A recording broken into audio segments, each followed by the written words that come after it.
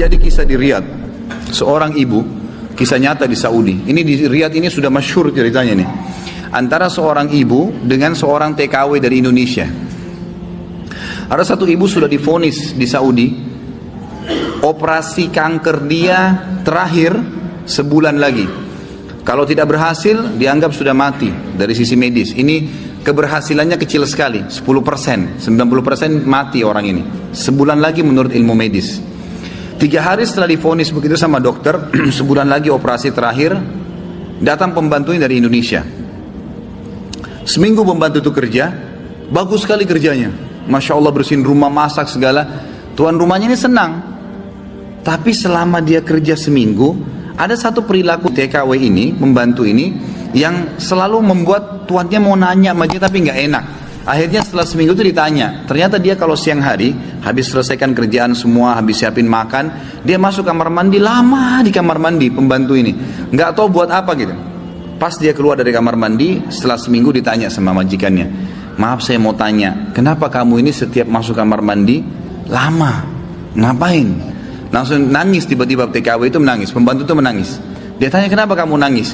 Dia bilang ceritanya begini sebenarnya. Sebelum saya berangkat ke Saudi di Riyadh ini, 12 hari sebelumnya saya baru melahirkan. Dan saya punya bayi di Indonesia. Saya lagi susuin. Nah saya tinggalkan karena keadaan ekonomi. Terpaksa saya tinggalkan. Saya visa sudah keluar, saya melahirkan, saya berangkat. Nah saya masuk kamar mandi ini, saya keluarin air susu saya. Karena kalau tidak payudara saya sakit. Coba, kalau antum dengar keluhan seperti ini dari pegawai, dari staf, dari orang, apa yang antum lakukan? Perhatikan perilakunya muslimah ini, ya. Majikannya buat apa? Ini ternyata menjadi penyebab penyakitnya hilang.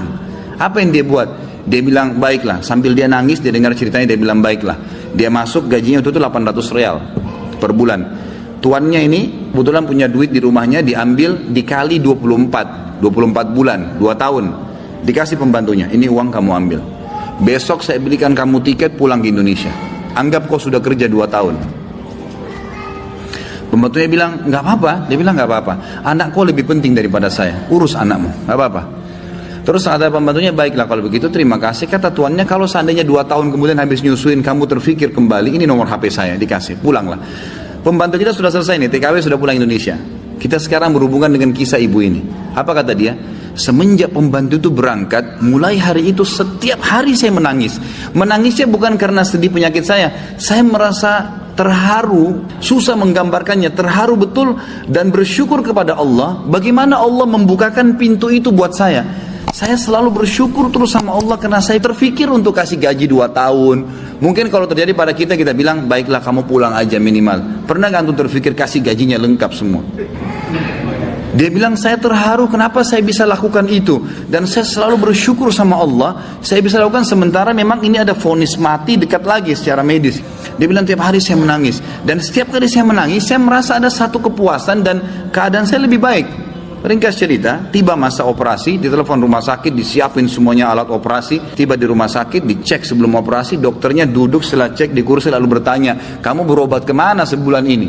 Kata ibunya, saya nggak berobat kemana-mana. Kamu tahu nggak, kanker kamu nggak ada, sedikit pun nggak ada, akarnya nggak ada, sembuh total, nggak ada, nggak mungkin terjadi secara medis. Ibu itu tersenyum lalu mengatakan, kalau betul apa yang dokter ucapkan, itu karena sedekah saya. Diceritain sama dia ceritanya, begini. Dokternya jadi nangis. Dokternya bilang apa? Subhanallah, yang telah membukakan mata hati saya, ternyata yang menyembuhkan bukan obat sama dokter, tapi siapa?